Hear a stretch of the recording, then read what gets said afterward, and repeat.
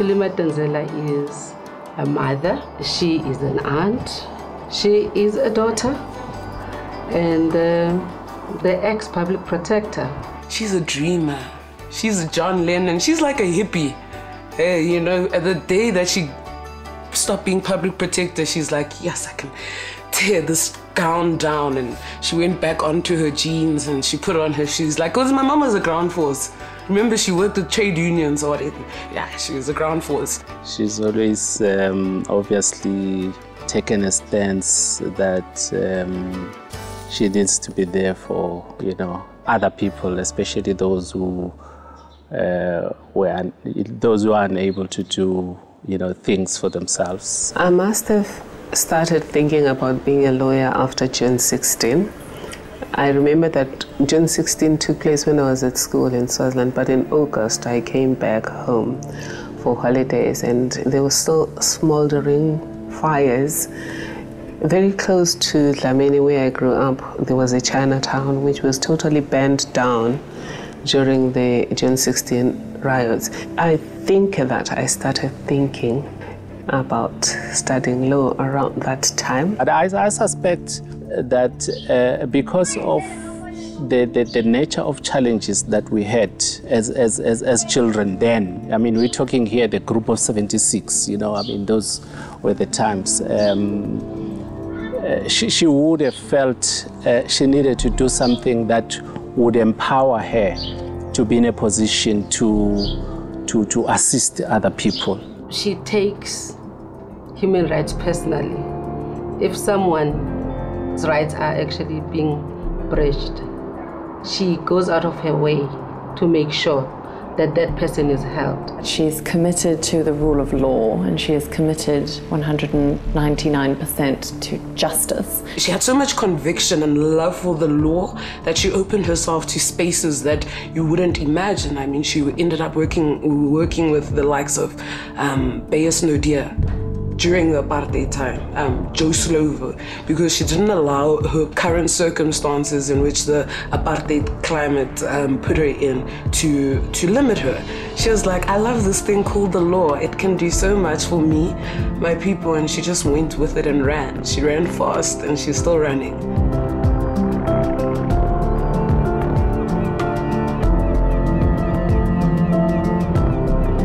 I'm at Harvard now. I was initially given a Harvard scholarship in the early 90s. That was the time I had just been appointed to be one of the drafters of the Constitution, or the technical advisors that were advising the National Assembly. And my colleagues at the Center for Applied Legal Studies at Forbes encouraged me to go to Harvard. I had been headhunted for this scholarship. I considered it, but it was, Harvard can wait because it will always be there, but the Constitution drafting process was not going to wait. She became public protector in 2009. By that time, I was in my early 20s, so I lived the first 20-odd years of my life without being raised by a public protector. So the only thing was just the media attention and walking around in the mall and people asking to shake her hand and see. That was the change. But besides for that, everything was pretty much exactly the same as it had been my whole life.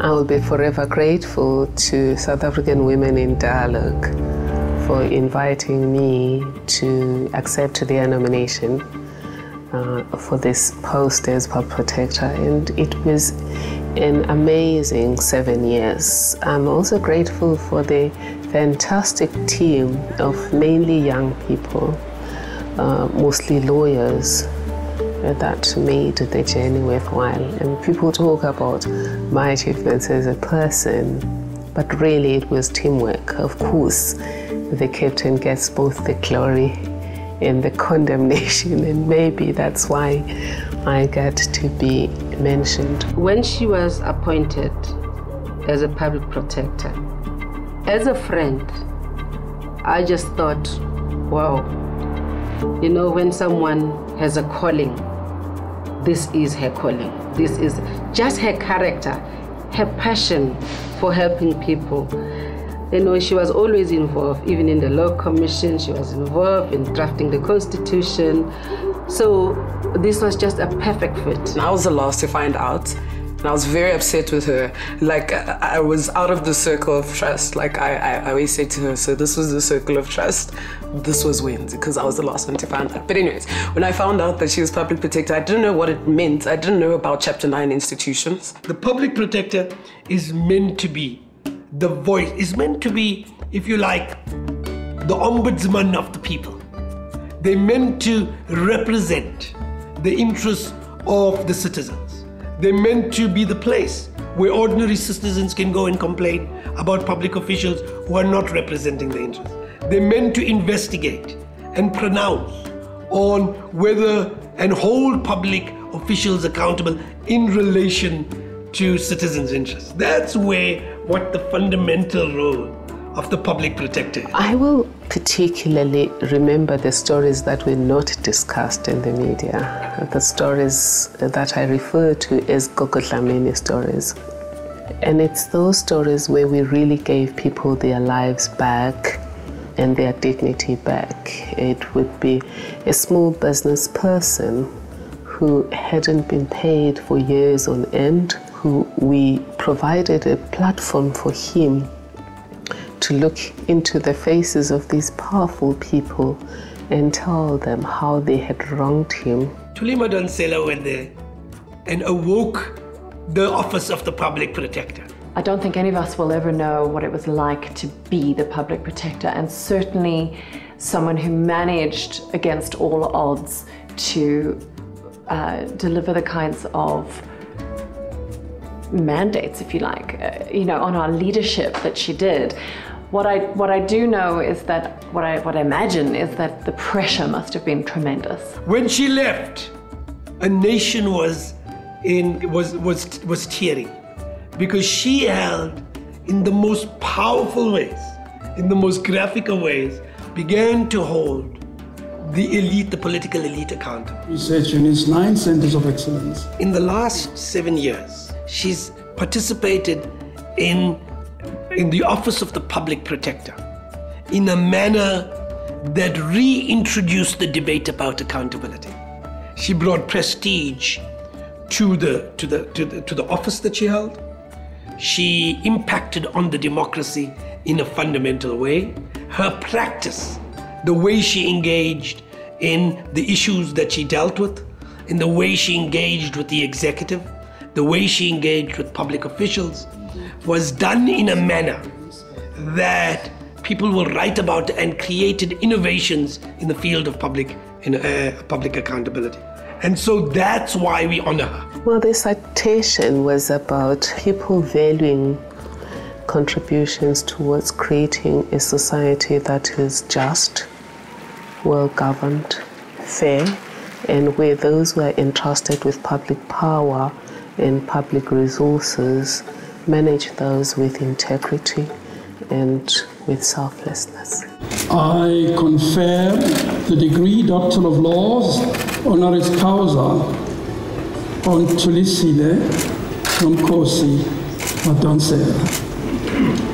The honorary doctorate from Wits, what I do know is that it is for her the greatest award that she's been given for her, because I mean, to be acknowledged by your own alma mater, particularly Wits, where she spent so many years working there and studying there, and I think that one is the most dearest to her, that they recognize the work that she's done and they wanted to honor her, and I think for her that's been the greatest honor. Awesome. Of course, I had received 4 honorary degrees before then, but getting one from my alma mater made it even more sweet. And I was really deeply honored by it.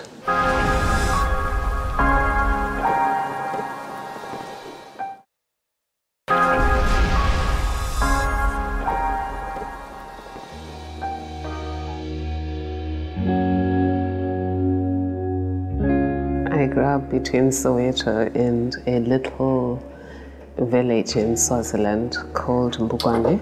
My parents originate from Swaziland. We had these 2 different lives that we were exposed to. I studied mostly in Swaziland, although I was born in Johannesburg. We schooled in Swaziland because our parents believed that Swaziland's education then was better than South Africa. My parents were working class people. Our mom was a domestic worker. Our dad worked in factories, you know. So we were not a well-off, you know, family. But my dad always managed. And when we were growing up, my father was one of the pioneers in the taxi industry, the long-distance industry. I remember he owned a Chevrolet and a Dodge, if I'm not mistaken. And those had canopies at the back and a bunch of benches. We also were carried in those vans to go to school in Swaziland and for holidays to come back home. My mom loved education, you know. She used to, when we were young, she used to say to us, you know, my children, I want you to go to school and be able to say, good morning, bus. This is the expression she used to use. Good morning, bus, to a white person, and ask for a piece of bread if you're hungry. When we were now about to go to secondary school, she now started talking about careers, you know, how nice it would be if, for instance, with me, if I was a doctor. My teachers and my parents had encouraged me to go into science, medicine in particular, because when you're good in math and science, it is assumed you should be a doctor. In those days, people didn't think about engineering, astronomy, and things like that. It was, you're going to be a teacher, you're going to be a lawyer, or you're going to be a doctor or a nurse. So that was around that time that I started wanting to be a lawyer. The parents would have, I think, loved or expected her to go into education as a career, but she opted not to. She opted for law. Her father wanted her to become a nurse or teacher, you know, because it was very unspoken of to have a young black lady during that time dreaming to become an advocate. My father had different ideas. He wanted me to be a nurse, and he arranged for me to go and study at Baragwanath Hospital, which is now Chris Hani Baragwanath Hospital. And when I refused, he kicked me out of home. Then my mom arranged for me to go and study, to get a bursary at Evelyn Baring High School. So I continued my studies. But she too was convinced by my church pastor that good people can't be lawyers because lawyers are liars. That was the assumption about lawyers those days, that lawyers are the people who get murderers to literally get away with murder. When I finally applied for law, I didn't get a place. It was too late, so I studied humanities, went back home, tried to get to Wits, and couldn't get into Wits. I had O-level, they needed A-level, and taught a little, and then went back to Swaziland to do the BA law degree. Came back and worked as a trade unionist. And after having bumped into Zwelakhe Sisulu, and he asked me to work for a trade union for free. She used to work at a legal center called CALS, I think. I think that's where then she had to do a whole lot of other things besides the legal advice. I suppose she would have then been thrown into those other, activities. Then I came back to work as a trade unionist, and in 1989, having worked a bit in the trade union, initially as a national organizer for their provident funds, and also being involved in education and legal advice in the trade union movement, I went back to university in 89 to do the LLB degree. Thuli was such a student with poise. Most of us would be walking around with techies and, student life. But Thuli had that poise with her. She was like, You know, this Queen Elizabeth, we would actually gossip about her sometimes and say, you know, this one thinks she's Queen Elizabeth. Because every time she would speak, I mean, we'd be making noise. Perhaps we are complaining about a lecturer or anything else, but then she would, at the end, come with this voice of reason. But guys, have you thought about 1, 2, and 3? And then we'd say, oh, there goes Queen Elizabeth. When the negotiations started between the liberation movements and the Nationalist Party and its allies then, there were different chapters to deal with certain sections. It was different sections. You deal with your economy, your legal system, your social justice, and so forth. So Thuli, because of her background as somebody who had studied law, was roped into the constitutional and law group. I was initially given a Harvard scholarship in the early 90s. I considered it. She chose us. When I say us South Africans, we need to thank her. She chose us. She chose to stay here and work with the ANC, to feed policy research to them, I think it was the Kempton Park conference or something that fed into a lot of the policies that they used to draft the constitution. So she was working on the ground with the ANC. It was a fantastic experience. We were adrenaline charged. Firstly, as a young lawyer who had been involved in constitutional debates for many years at Forbes, it was a fantastic opportunity to be part of a team that was now applying those ideas. And Feroz Kachalia, who was chair of the group, was not available to present. When the ANC had its conference, I had presented our ideas, which was covering the entire constitution.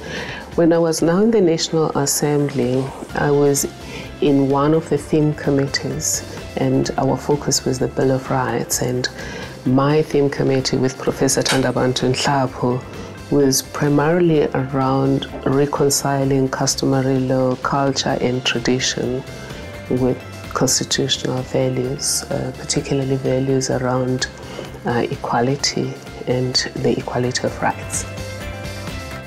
Our job is not just to listen to what the parties have brought, it's also to do our own investigation and conduct our own review of the laws and policies that are applicable and make a fine. There's the ones, Bengala, same capture, against the rules. Yes, we made mistakes, it can't be right. All of the ones that brought me enemies from all political parties were worthwhile, because for me they had an element of social justice. Democracy is about ensuring that leaders act in the interests of the citizens and not their own personal interests, or not in the interests of private small groups of stakeholders of one kind or the other. That's what democracy is truly about. The way we looked at them with my team was that corruption is also a social justice issue, because if public resources are used to enrich civil servants or ministers or premiers or mayors and their families or political associates, there will be no money left to build clinics, schools, roads, and provide other services, particularly for the disadvantaged. At the end of the day, we saw our work as being about assisting government to keep its constitutional promise of freeing the potential of every person and improving the quality of life of every person through good governance.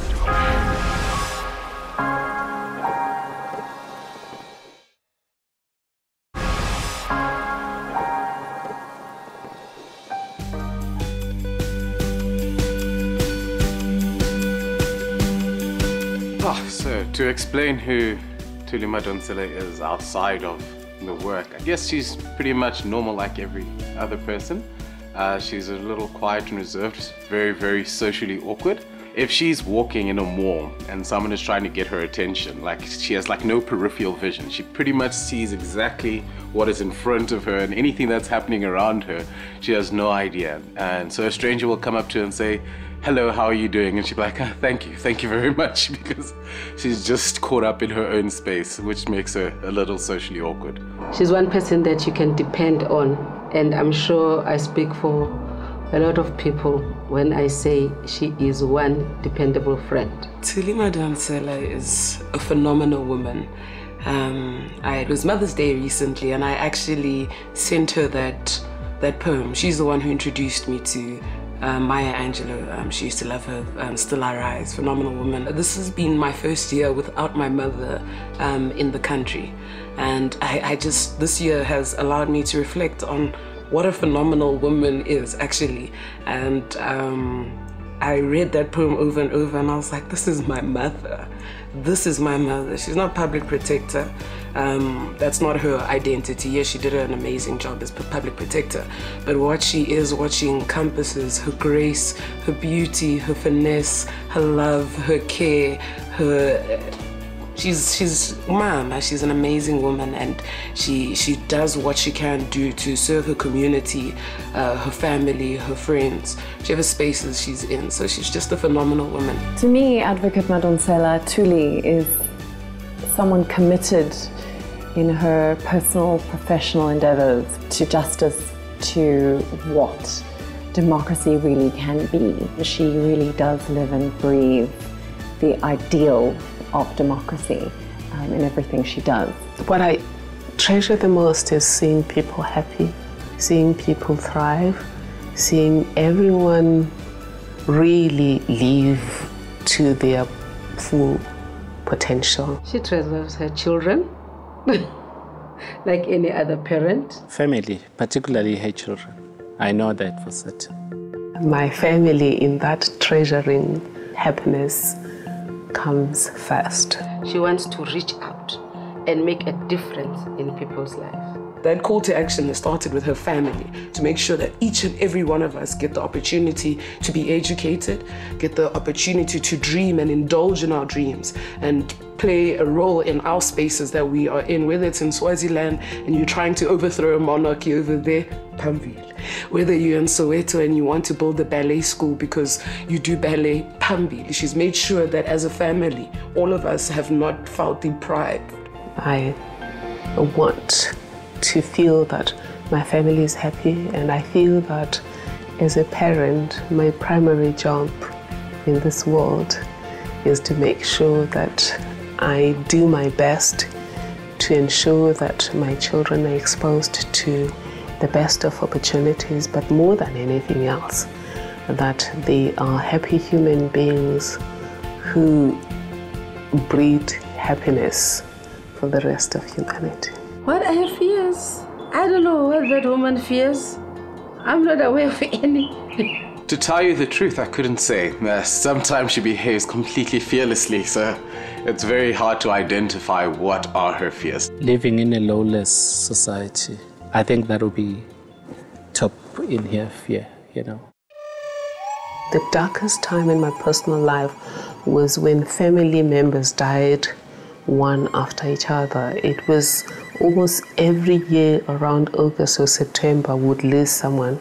And that losing streak started with my mother dying in 1997. The following year, my father passed on. The following year, my youngest sister. The same year, my best friend as a child died. The following year, my half-brother died. It's just one person after another dying, and I think the last one to die in that group was the father of my children. She became a single parent. That's not easy for anyone, so I can just imagine it was dark. She maybe didn't show us because we didn't lack who didn't lack the presence of a father, whether it be emotionally, psychologically, financially. She stepped up. But as a woman, I can just imagine 2 young children looking at you with puppy eyes, like they need to be fed, they need to be clothed, they need to be educated, they need, or whatever. So I'm not sure if it was dark, but I'm pretty sure it was scary. The darkest time was when people I once called comrades turned against me simply because I spoke truth to power. We're both from the ANC activity, structures. More so with me, I was still in leadership at branch level, and your regional, provincial. So I get things, I get to hear things, you understand? Because the movement was not happy. She was prepared to take on issues that nobody else was prepared to take on. Too many officers, when it's become difficult to make hard decisions, they simply disappear into the background. Most of the time, really, it was whispering truth to power, because I would quietly show them what the law and policy had required them to do and how they had dropped the ball, and quietly advise them on how they could fix it. At the beginning of my term, they accepted this advice and fixed those things. And after the Nkandla report, Secure in Comfort, that ability to listen and fix things and then move on somehow died. People are sending her death threats. People have put a hit on her. You wake up to things like that and you're just like, oh, okay, this is my mom. They're not talking about someone else. This is my mom. These people are saying that they want to kill her. I don't think those were actually trying times for her, because she has this philosophy that, as long as you're doing the right thing, whatever comes after that, it's going to come. So in her mind, she always said, as long as I know that I've done exactly what I was supposed to do and I stuck to the law, whatever the consequences of that are, they will happen. And you have no control over it. She wouldn't even tell my sister and I that they were happening. She would just carry on as nothing is happening. It's like, if it's my time to go, it's my time to go. For me, it was scary. She tried to hide it away from me the most, because I'm dramatic, I panic, I always think of maybe worst case scenario. At that time, I was busy also fighting for her to be given security. I mean, I didn't have much to fight with, except people that I know who are in leadership. But they all refused to get involved. Eventually, she got security. Like my brother said, for her, she said, if it's my time, it's my time. If I'm to die, now imagine hearing that. If I'm to die with such elegance and grace. Like, no, why must I live in fear? That's something that makes her phenomenal again. She's fearless, so selfless and so fearless, because someone else could have said, nah, sing it right, let me just keep quiet, let me just turn down. But she stood in her convictions, and she stood for what she believed was right and what she believed was just. When she made an oath to a nation, she took that seriously. So even though Jacob Zuma appointed her, she recognized that when an issue emerged about Jacob Zuma, she had to do the right thing. It was a tough period, of course, tough period. I mean, she was called names and all sorts of things, labeled as spy, an agent of the West, whatever. There was a lot of sadness for me, especially the time when those spy stories were being spread, because some journalists would come to me and tell me who exactly requested a meeting with an editor and told them these horrendous stories that they knew were not true, but also were clumsily put together that there was just no way anybody could believe them. It is irresponsible for a leader to go out there knowing that he is not telling the truth and publicly pronounce on something that is incorrect. Because people on the ground, unfortunately, they buy into that. They think because he is a leader, he is telling the truth. and he knows he's not telling the truth. These are people we once called each other comrade.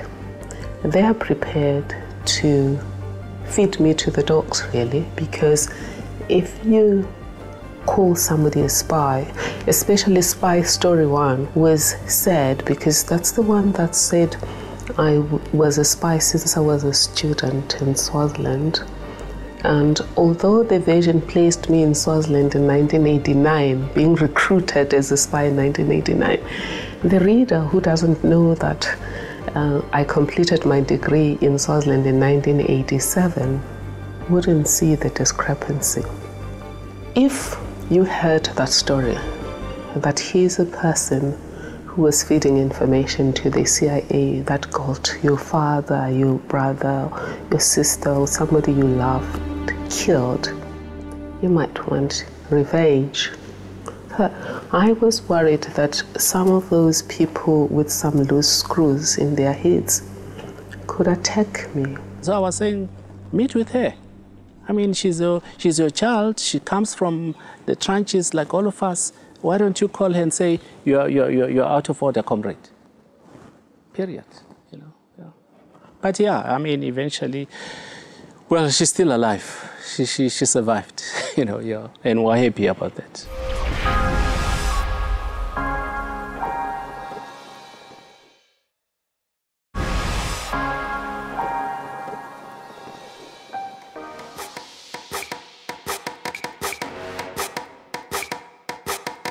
Thuli loves to be well presented, and I think that's quite important. You know, my opinion is that you wear your personality. You know, everything about how you look and how you act.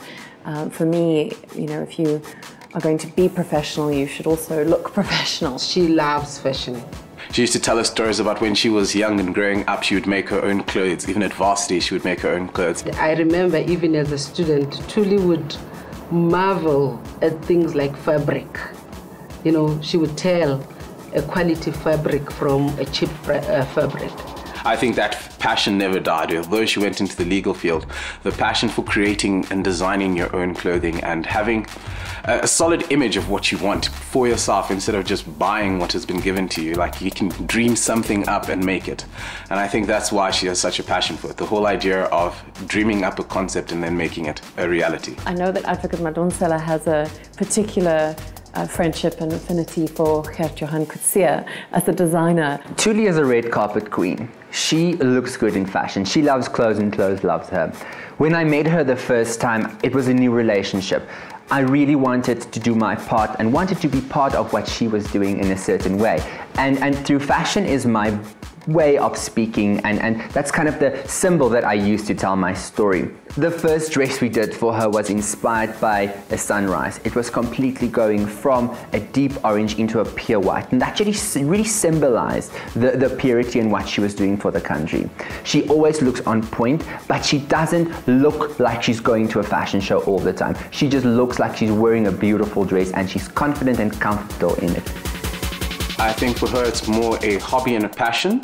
I think for her the law was always going to be it. I can't imagine her doing anything else full-time besides the law. But at the same time, I know that now she is going to be working towards this career in fashion design whilst doing everything else that she's doing. She does want to create her own clothing line and her own kind of material.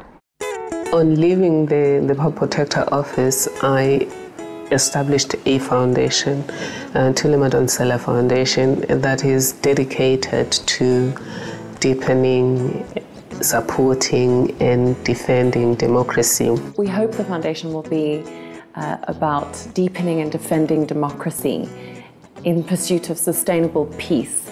I think what that means for us, and we're a startup at the moment, hoping to really make an impact in dialogue and in developing the kind of leadership that is accountable, that is ethical, purpose-driven, and truly able to embrace the democratic system and the beauty of democracy. I'm not going to tell you a lot, but it's got the Madonsela touch, so expect magic. What will be different is that it will answer the so what question. What is it that you are going to be doing?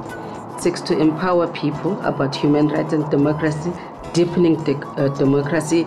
It seeks to, to provide tools on what to do, because sometimes, even though you know that there are these institutions of help, but people do not know how to access these institutions.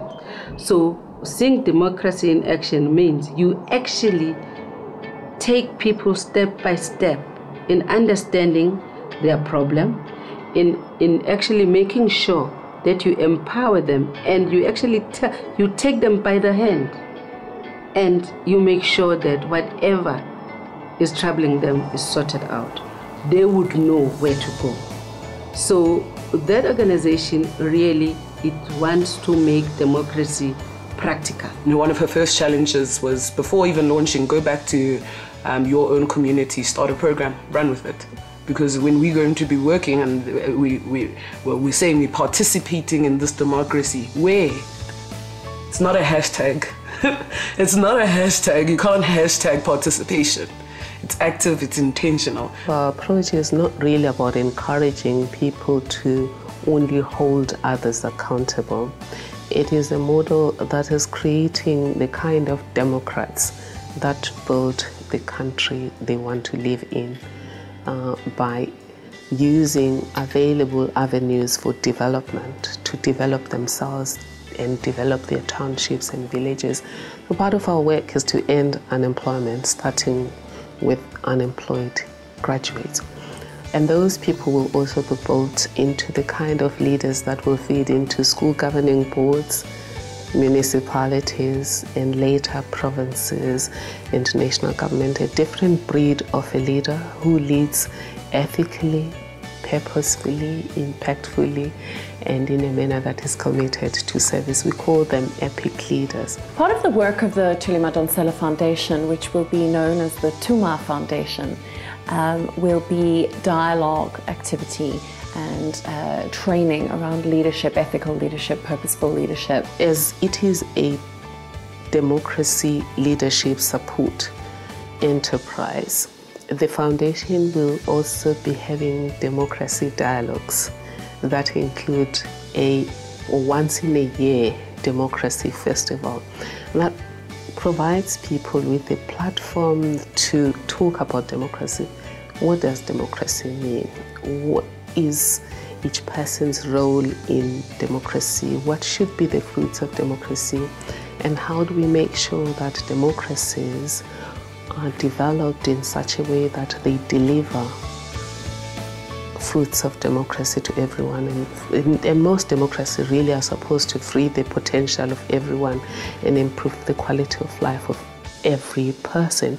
And also democracies are supposed to ensure that there's justice and the rule of law, which is really about equality of everyone, whether we are a cleaner or a president. It's going to be a fun festival. It's something that she heard about while she was in, I think it was Peru or South American country. It's a festival that is held in different countries, and it's just about getting a scope around from the people. But what do they understand about democracy? How does democracy affect their lives? Is it working for them? Is it not working? So it's creating that space with a lot of entertainment and food. Just the whole idea of it is about deepening democracy, and the first step in deepening democracy is understanding how well it's working for the people. And so she wants to pull that off here, and I think it'll be a great event here. So there'll be songs, there'll be poetry, there'll be political fashion, everything to do with democracy, but making democracy sexy, in order to attract everyone, particularly young people and the educated, because people complain about democracy not working as it should, but they don't want to get involved.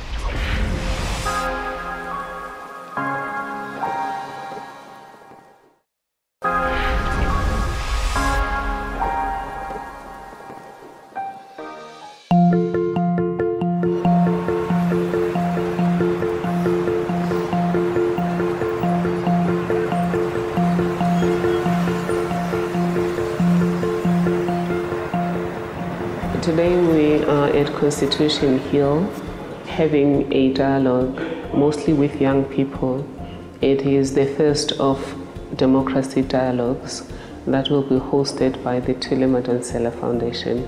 The foundation is a democracy leadership support foundation that seeks to get people talking about democracy, particularly targeting young people and women, to give us a sense of what are their hopes, what are their dreams, how are things going on democracy. Today we chose June 16 because it's the 41st anniversary of a brave action taken by children to protest against a government that was oppressive and a government that was subjecting them to treatment as inferior human beings. We chose Constitution Hill because it's a pillar of democracy in South Africa. Although democracy is a global concept, but in our country, the first time this country engaged meaningfully with democracy, it was when we created a constitution for all, and a constitution that recognizes every person who is a South African as a citizen with all of the rights to elect people and to participate fully in all democratic processes.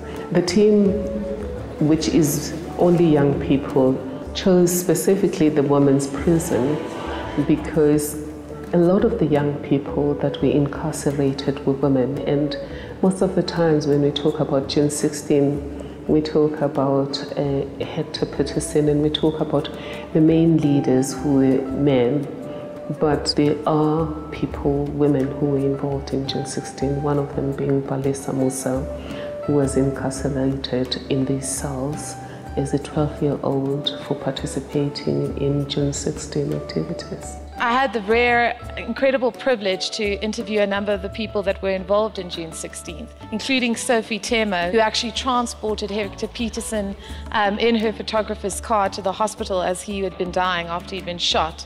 She said to me that the thing that got to her about June 16 as an adult journalist at that time, it was the young people who wouldn't accept an unfair system. It was the young people who said, I will not be educated in Afrikaans, a language that is going to cripple me and cripple my opportunity. It was the young people who were in their school uniforms, who walked from their schools, who came into the public realm and fought for the right to education, fought more importantly for the opportunity for a shot at a future.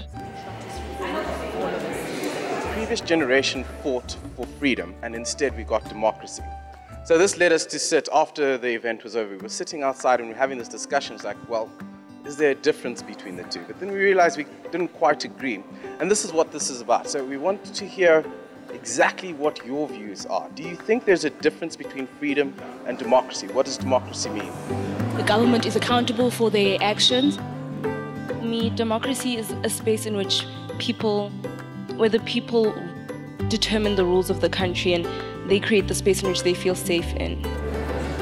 Democracy involves a participatory form of governance of collective affairs. If you say you are a democracy, you mean there is a way of the entire collective having a say on how the affairs of the collective will be governed. You sit there with expectations of rich soil, beautiful grasslands, people with extreme African dark tans. Well, I have concrete and pits of sand. You know, at the SABC that things were going wrong. There was a whistleblower who complained about all manner of problems that were taking place, improper tenders, procedures not followed, governance failure, interference by the minister. I then wrote to Minister Mutambi and told her about the problem. I wrote to the board. Both of them wrote me half-paragraph letters saying, as far as they know, there are no problems. That could have been the end of the story, but there were brave people at the SABC. The SABC 8, they took it upon themselves to undo what they saw as repurposing of the SABC. And each of us then can do something. I thought it was very interesting and a lot to think about. in terms of what we can do as a youth, what our expectations are, and also managing those expectations. A lot of people expressing frustration about the state of South Africa, that this discourse that some people are more equal than others, the systemic issues of white privilege still so pervasive in our country, coupled with the kind of corruption issues. I think there's so many stories to tell, there are so many processes. We are in many ways such a divided country still, 23 years after democracy, and yet there is such strength as well, and we work so well together, and we come from so many different backgrounds, and as we saw today, there were many different angles, and people have a very different experience of exactly the same thing. And I think the only way for us to pull together as a nation and really be strong, and as strong as we can be, is to talk about it and to, as the young poet said, listen to the other people in the room. Today exceeded my expectations. It was fantastic. The young people proved to be the leaders that can lead now, not tomorrow. You heard them yourself, that they clearly know that a functional democracy should provide for all. A functional democracy should improve everyone's lives, and a functional democracy, above everything else, should expand the frontiers of freedom. And it's not just freedom to vote, it's freedom from violence, freedom from hunger, freedom from economic deprivation, and just freedom to live your full life. What can we expect from her? To tell you the truth, I have no idea. She will continue as a human rights activist. Expect what you've seen all along, the activist. The activist shall never go away. And on the other side, pursuing her foundation's work in defense of human rights. I really don't know. I only found out, again, Mama, I only found out she was going to Harvard in December. I will be at Stellenbosch University, where I've been given a professorship as a chair of social justice. I will go there with the project that I'm doing now on social justice. Through her work with the foundation, through her work with the University of Stellenbosch, and whatever else there is to come, I know that she is steadfastly committed to justice and to peace, and how that is attained through the kind of leadership that you and I can hope for. Everything she touches turns to magic, so we're waiting for whatever she's about to touch, and we're waiting for that magic. Once we have set up a foundation for the Social Justice Center at Stellenbosch, I will then free myself to practice law on issues of constitutionalism at the bar.